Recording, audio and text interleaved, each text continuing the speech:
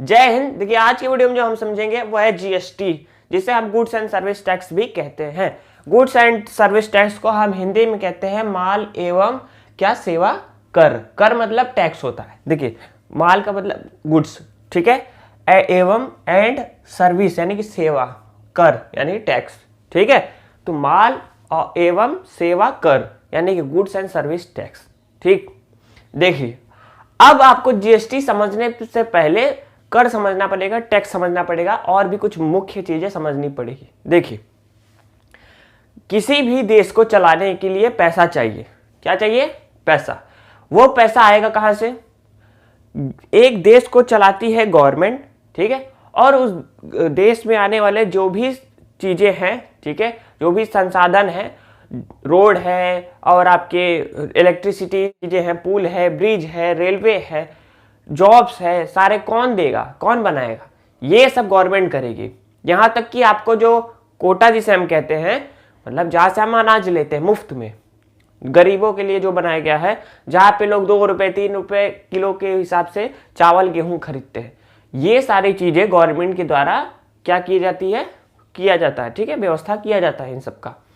तो इसे लेने के लिए, ये सब चीज़ें को डेवलप करने के लिए, कंट्री को डेवलप कराने के लिए, विकसित करने के लिए पैसा लगता है, ठीक है। और ये पैसा आएगा कहाँ से? टैक्स के रूप में, कर के रूप में ये पैसा आएगा। रोड बनाने के लिए कहाँ से आएगा पैसा? गवर्नमेंट के पास हमारा ही पैसा जाएगा, जिसे हम टैक्स कह रहे हैं, ठीक है। हम जो गवर्नमेंट को पैसा दे रहे हैं, जिससे गवर्नमेंट देश को चलाने के लिए चीज़ें बना रही है, ब्रिज बना रही है और आपके आवास दे रही है, बड़े अलग अलग तरह के स्कीम्स दे रही है, अलग अलग जॉब्स दे रही है, रेलवेज में पैसा लगा रही है, बड़े बड़े प्रोजेक्ट्स में पैसा लगा रही है। जो भी पैसा आ रहा है गवर्नमेंट के पास, जो भी देश को चलाने के लिए चाहिए, वो हम पब्लिक देती है। कौन देता है? उस देश में रहने वाले नागरिक देते हैं, कर के रूप में, टैक्स के रूप में। और ये टैक्स 2 तरीके से लिया जाता है। एक होता है डायरेक्ट, बहुत आसान है, आप समझ लीजिएगा। एक होता है डायरेक्ट, एक होता है इनडायरेक्ट। डायरेक्ट और इनडायरेक्ट, अब समझिए। डायरेक्ट टैक्स हमें उस चीज को कहते हैं जो पैसा हम डायरेक्टली गवर्नमेंट को दे रहे हैं, जैसे इनकम टैक्स। एग्जाम्पल है income tax, property tax, income tax,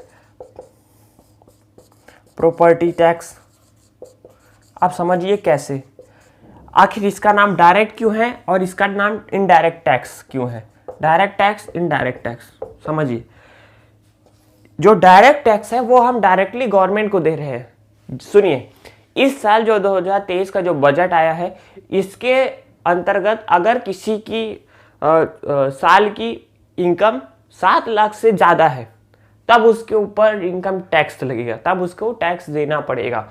उस अपने पैसे का, मान लीजिए एक आदमी है जो 8 लाख रुपए साल का कमा रहा है, तो उस 8 लाख पे, उस हिसाब से 8 लाख पे मेरे ख्याल से 12% है, तो 12% के हिसाब से उसको टैक्स देना पड़ेगा, ठीक है। ये तो हो गया इनकम टैक्स, मतलब कि आपकी इनकम का अगर कोई टैक्स ले रहा है तो उसे इनकम टैक्स कहते हैं। फिर वही आदमी क्या कहता है, जब आपके पास इतना पैसा आ ही रहा है तो वो चार्टर अकाउंट रख लेता है, सीए रख लेता है, वो सारे सबका हिसाब रखते हैं, ठीक है। इसके बाद वो क्या करते हैं, इनकम टैक्स रिटर्न फाइल लगाते हैं। आपके जो इनकम का सोर्स है वो कितना है, सारा हिसाब उसमें बताते हैं आपके फाइल में, और आपका कितना परसेंटेज बन रहा है, वो सारा वो पैसा गवर्नमेंट को देने का काम करते हैं सीए, ठीक है। तो आप इनकम टैक्स अगर भर रहे हैं, अगर आप कोई चीज़ खरीद रहे हैं प्रॉपर्टी, तो वहाँ पे आप टैक्स देते हैं कुछ परसेंट गवर्नमेंट को प्रॉपर्टी खरीदने के लिए, ठीक है। तो ये सारा जो चीज़ें हैं वो आता है डायरेक्ट टैक्स में, सीधे डायरेक्ट टैक्स। अब ये जो दूसरा है इनडायरेक्ट टैक्स, इसी के अंदर आता है जीएसटी टैक्स, मतलब गुड्स एंड सर्विस टैक्स, ठीक है। किसके अंदर? Indirect tax. समझिए इनडायरेक्ट टैक्स क्या होता है। इनडायरेक्ट मतलब आप डायरेक्टली गवर्नमेंट को नहीं दे रहे हो, किसी के थ्रू दे रहे हो, मतलब कोई बीच में रहेगा, उसके बाद वो पैसा जा रहा है गवर्नमेंट पास। समझो कैसे। आप कोई भी चीज़ सामान खरीदते हो, इसका नाम ही है गुड्स एंड सर्विस टैक्स।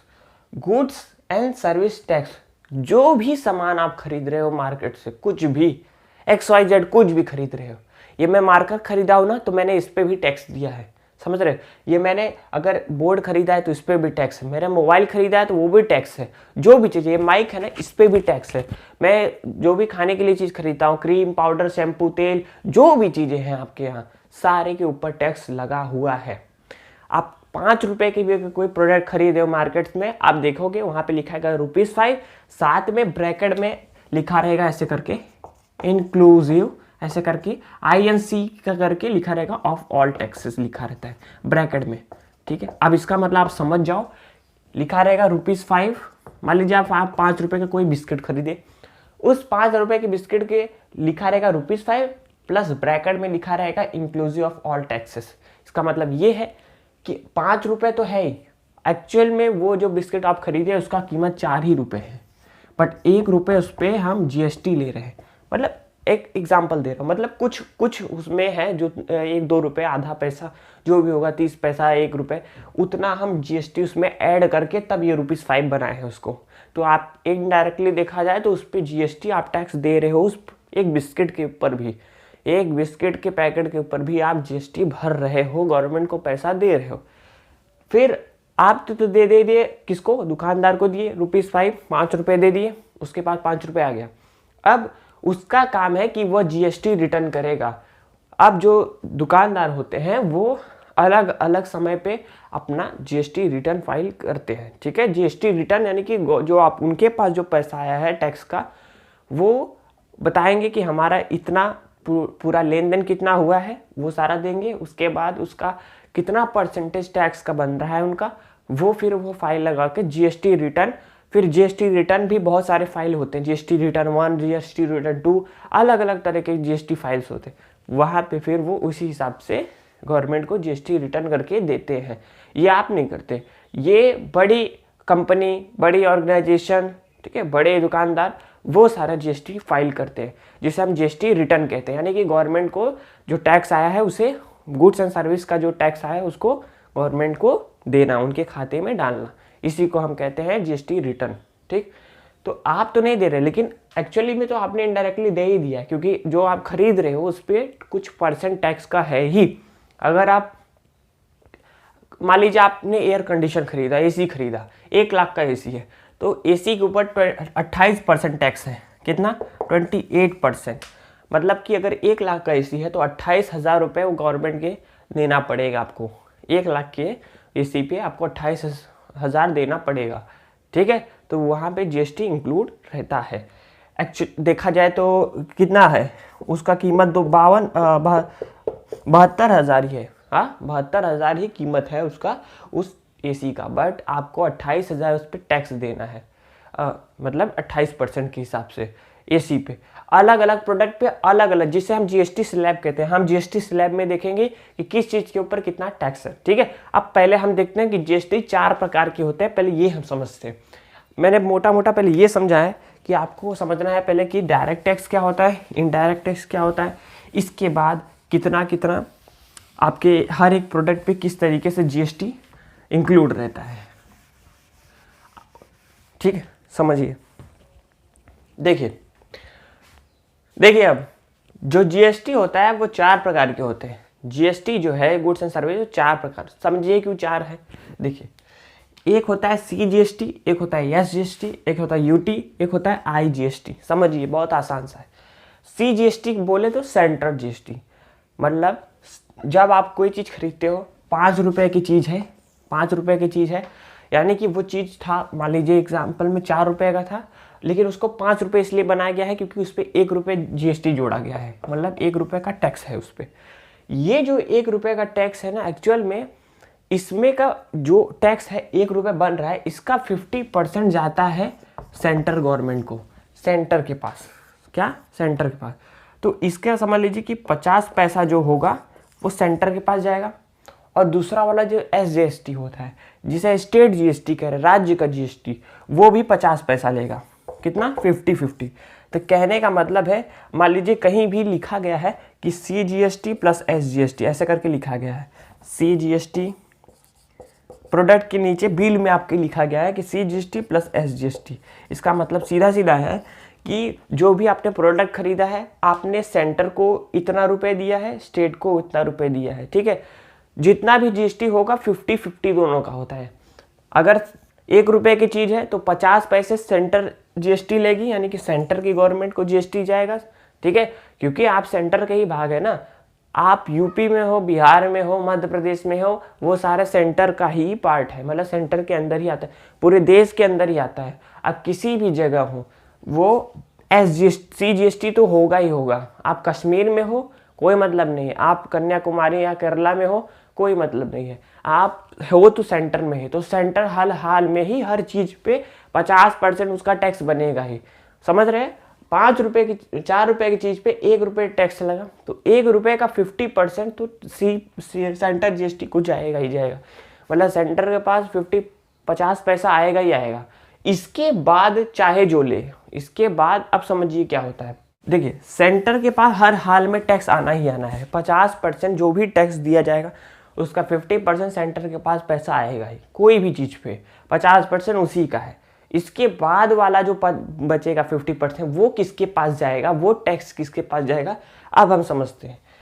अगर कोई भी प्रोडक्ट, ठीक है, मान लीजिए उत्तर प्रदेश में बना है, क्या बना, उत्तर प्रदेश में कोई भी प्रोडक्ट बना है, तो मैंने कहा उत्तर प्रदेश भारत के अंदर आता है तो CGST तो लगेगा ही लगेगा, मतलब सेंट्रल गवर्नमेंट का जितना भी टैक्स लगेगा। मान लीजिए 100 रुपये की चीज़ है, 100 रुपये की चीज़ है, 100 रुपये की चीज़ पे 10 रुपये टैक्स है, तो प्रोडक्ट का टोटल पैसा कितना हो गया, 110 रुपये आपको मतलब कस्टमर 110 रुपये देगा उस पर।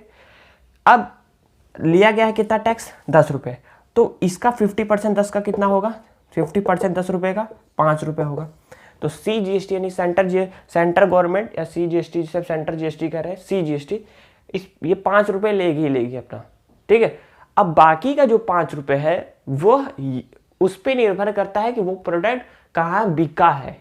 समझिए, अगर ये उत्तर प्रदेश में ये चीज़ बना है, कोई भी प्रोडक्ट है, ठीक है, कुछ भी हो गया, मान लीजिए कोई साबुन ही है 100 रुपये का, मान लीजिए कोई ऐसा सब ना, तो 5 रुपये CGST को मिल गया, बाकी का जो 5 रुपये है वो किसको मिलेगा, यह वह डिपेंड करता है कि वो प्रोडक्ट कहाँ पे बिका है। पता चला वो कहाँ पे उत्तर प्रदेश में बना, बिकने के लिए चला गया महाराष्ट्र, महाराष्ट्र चला गया, तब IGST लगता है उस पर। अगर बना है दूसरे स्टेट में, जा रहा है किसी और स्टेट में, तब उस पर IGST लगता है। समझिए, अगर मैंने कहा कि उत्तर प्रदेश में अगर बना तो CGST लगा, बाकी का जो 50% है वो मान लीजिए उत्तर प्रदेश में ही बिक गया, तो ये उत्तर प्रदेश में ही आपको टैक्स मिलेगा। मतलब अगर उत्तर प्रदेश में ही कोई चीज़ बना और उत्तर प्रदेश में ही बिक गया और वहीं पे सामान बिका है उत्तर प्रदेश में ही, तो इसलिए वो उत्तर प्रदेश गवर्नमेंट को ही खाते में जाएगा, यानी कि स्टेट। तब हम कहेंगे इस पे CGST लगा है प्लस SGST लगा है, CGST लगा है प्लस SGST लगा है। क्लियर है, आसान है। CGST लगा है 5 रुपये और SGST लगा है 5 रुपये, समझ में। अगर यही चीज़ मान लीजिए उत्तर प्रदेश में ये साबुन बना ना, ये सोप उत्तर प्रदेश में बना, तो उत्तर प्रदेश कहाँ का भाग है, मैंने बताया CGST हर प्रोडक्ट पे लगना ही लगना है। मतलब ये 5 रुपये 50% जो टैक्स का है, 100 रुपये पे अगर 10 रुपये टैक्स लग रहा है, 5 रुपये इस पर जाएगा ही जाएगा। 110 रुपये की चीज़ है, मतलब 100 रुपये की चीज़ है, 100 रुपये की चीज़ है, 10 रुपये टैक्स लगा, तो 10 का 50% तो CGST यानी कि लगेगा ही लगेगा, हर हाल में लगेगा। मतलब सेंट्रल गवर्नमेंट को हर हाल में 50% कोई भी टैक्स से चाहिए ही चाहिए। अब कोई भी प्रोडक्ट हो जितना टैक्स लगेगा, मेरा 50% हर हाल में रहेगा, तो 5 रुपये इस पर लग गया, CGST लगेगा ही लगेगा, ठीक है। और बाकी का जो 50% बचेगा, अब ये मान लीजिए वो उत्तर प्रदेश में बना, चला गया महाराष्ट्र बिकने, तब हम यहाँ पे CGST लिखेंगे। बिल के अंदर लिखा रहता है CGST लिखा रहेगा, प्लस लिखा रहेगा उसमें IGST,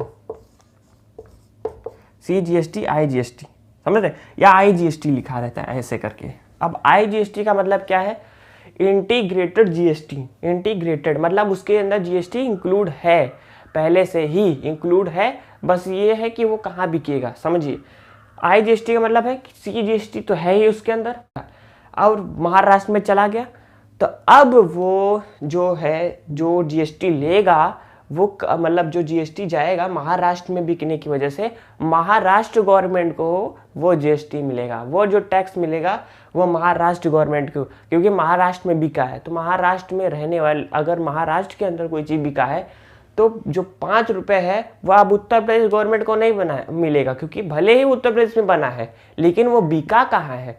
रियल डेस्टिनेशन इसे हम कहते हैं, रियल डेस्टिनेशन ऐसे भी कह सकते हैं, रियल डेस्टिनेशन मतलब कि वह प्रोडक्ट जो है वो कहाँ पे जाके बिका है, ठीक है, कहाँ पे जाकर बिका है।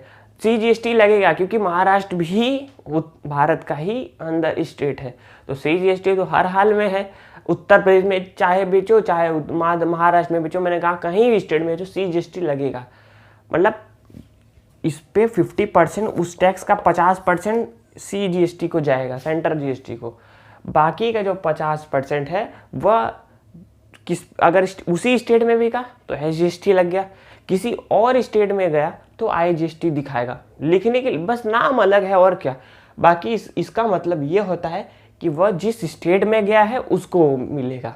वो यूपी में बना, महाराष्ट्र में बिकने के लिए तो महाराष्ट्र गवर्नमेंट को बाकी का जो 50% टैक्स है वो महाराष्ट्र गवर्नमेंट को मिलेगा। ठीक है, पहले बहुत अलग होता था सीन। पहले जो होता है जिसे कस्टम ड्यूटी कहते थे, ये सब लगता था। पहले का नाम भी अलग था ना टैक्सों का। पहले क्या होता था, जो गुजरात और महाराष्ट्र है ना, इन सरकारों पर पैसा बहुत ज़्यादा हुआ करता था और इनके पास पैसा ज़्यादा था। इसके साथ साथ ये जो टैक्स लेते थे, मतलब इनका जो टैक्स था, चीज़ों के ऊपर जो टैक्स, जो गुड्स के ऊपर टैक्स था इनका, वो बहुत कम था बाकी की स्टेट्स के कंपेयर में। तो इससे क्या होता था, जो भी कंपनियां थी, बड़ी बड़ी कंपनियां, वो पहले गुजरात और महाराष्ट्र में रहती थी, क्योंकि वहाँ का टैक्स कम देना पड़ेगा उनको। वो जो भी प्रोडक्ट बेचेंगे उस पर उनका टैक्स कम लगेगा। दूसरे स्टेट में अगर वही फैक्ट्री लगाएंगे, कुछ बनाएंगे, प्रोडक्शन करेंगे, तो उस स्टेट को, क्योंकि देखिए दूसरे स्टेट पैसे में कमज़ोर थे और उनको टैक्स, उनका जो मुख्य सोर्स होता है वो टैक्स से होता है, मतलब पैसा जो आता है टैक्स से आता है, तो उनको ज़्यादा टैक्स लेना पड़ता था। लेकिन गुजरात और महाराष्ट्र में पैसा ज़्यादा था, इसलिए वो कम टैक्स लेकर भी लोग कंपनियों को अपनी तरफ खींच लेते थे।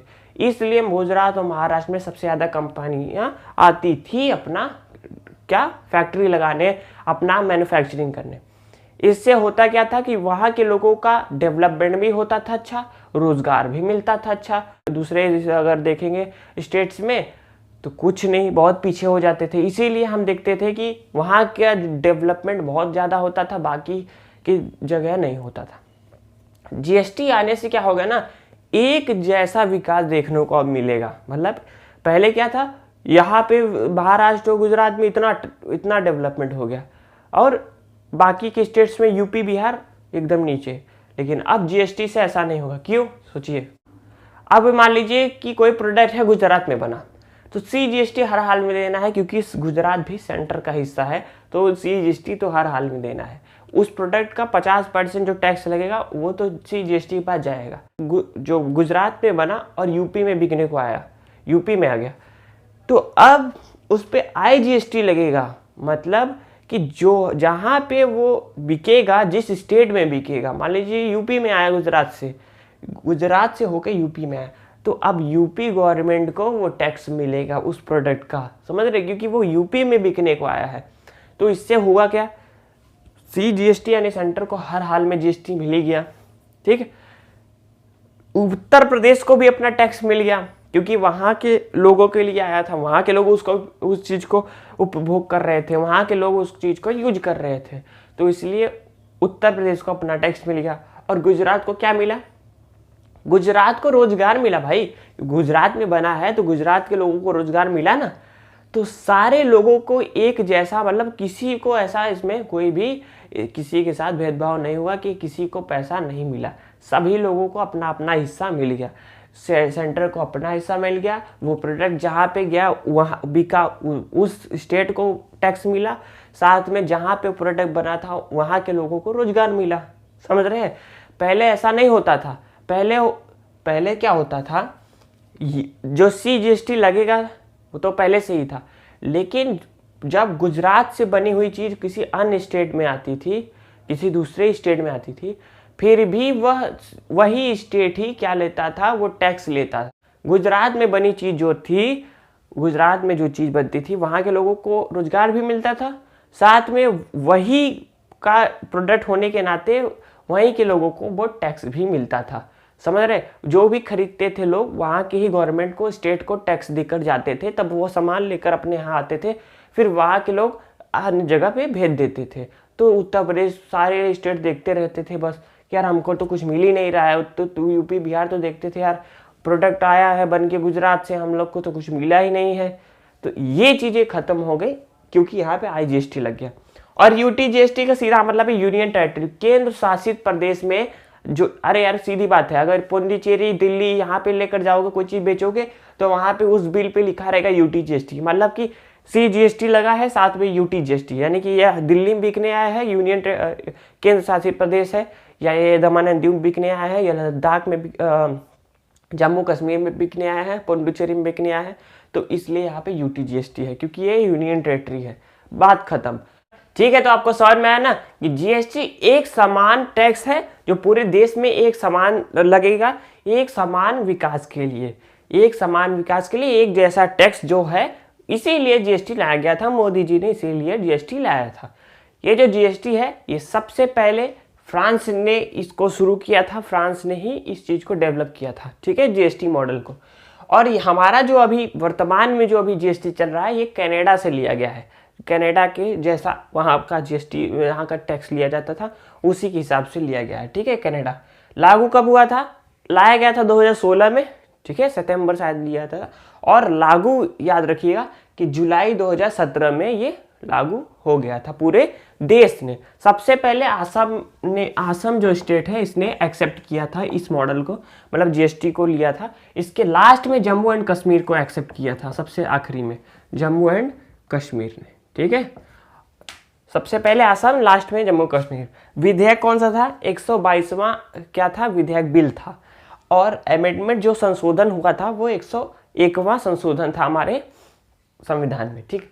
यहाँ पे हम GST स्लैब थोड़ा देखते हैं। GST स्लैब का मतलब है कि कौन कौन सा रेट क्या रहेगा, टैक्स का रेट जो है वो क्या रहेगा, कौन कौन सा परसेंटेज है किस किस चीज़ प्रोडक्ट के ऊपर, इसी को हम GST स्लैब कहते हैं। जैसे कि मैंने यहाँ रख दिया कि 0% में आता है फूड ग्रेन्स, मतलब जो भी अनाज है, अनाज वाली चीज़ें सारी, गेहूँ, चावल, राइस, मिल्क, दूध, कर्ड, ये सब चीज़ें पे टैक्स नहीं है, 0% इस पे टैक्स है इसमें, ठीक है, इस पर आपको टैक्स नहीं देना है। शुगर, अगर आप टी, कॉफ़ी, मसाला ये सब चीज़ यूज करेंगे 12% है, ठीक है। चाय पी रहे हैं इसका मतलब 12% आप टैक्स दे रहे हैं, कॉफ़ी पी रहे हैं यानी 12% है। हाँ, तो जैसे जैसे आप अच्छे और सुविधा लग्जरियस लाइफ जिएंगे ऐसा ऐसा टैक्स तो भी बढ़ेगा, तो लग्जरियस थिंग है ना। अब और ऊपर जाएंगे तो देखिए इसमें मेडिसिन है, स्कूल बैग है, एजुकेशन, स्टेशनरी, ये सब चीज़ें 18% है। तो हालांकि देखिए एजुकेशन को भाई 0% में रख दे तो, और मेडिसिन को तो बहुत अच्छा रहेगा। ये सब चीज़ें बाकी आप हर चीज़ पे लीजिए ना, पर एजुकेशन और मेडिसिन पे 0% टैक्स करिए। 28% कार बाइक लेंगे, चॉकलेट खाएंगे, एसी लेंगे, हवा लेंगे, ये सब खरीदेंगे, कूलर खरीदेंगे, लग्जरियस थिंग खरीदेंगे तो जाएगा 28% टैक्स। ऐसे ही सब होगा। तो आप देख लीजिएगा, आप GST स्लैब करके गूगल पे सर्च करिएगा, आपको सारा मिल जाएगा, ठीक है। यहाँ पे ऐसे कुछ एग्जाम्पल देती है।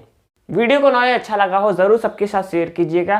चैनल पे नए हो तो प्लीज सब्सक्राइब कर लीजिए, वीडियो को लाइक जरूर करिएगा। हम तो नए नए ऐसे वीडियोस लाते रहते हैं, आप देखते रहिए न्यू विद्यार्थी। जय हिंद।